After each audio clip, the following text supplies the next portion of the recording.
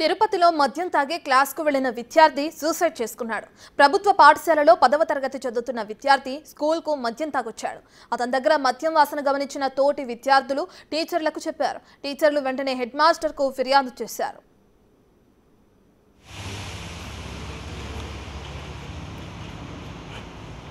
Head master ఆ విద్యార్థిని రూమ్లోకి పిలిపించి మందలించాడు. తల్లిదండ్రులకు కూడా ఫోన్ చేసి చెప్పారు. ఆ క్షణంలో భయంతో స్కూల్ గోడ దూకి పారిపోయాడు విద్యార్థి.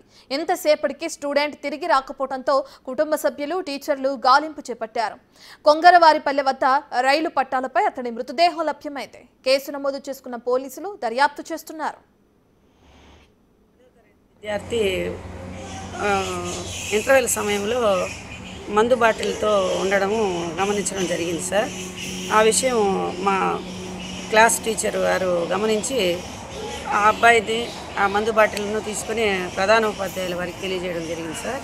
ప్రధానోపాధ్యాయుల వారు ఆ విషయాన్ని వెంటనే వాళ్ళ తల్లిదండ్రులకు తెలియజేయాలని చెప్పి ఫోన్ చేయడం జరిగింది.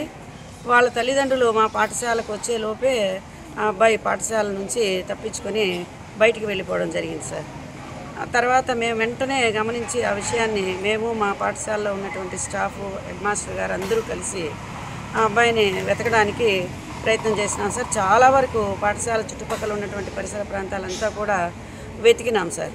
ఎక్కడ అబ్బాయి కనిపించలేదు. మేము వెంటనే మళ్ళీ మా హెడ్ మాస్టర్ గారు ఈ విషయాన్ని పోలీస్ స్టేషన్లో కానీ మా ఉన్నతాధికారులకు కానీ రాతపూర్వకంగా తెలియజేయడం జరిగింది సార్. 10వ తరగతి విద్యార్థి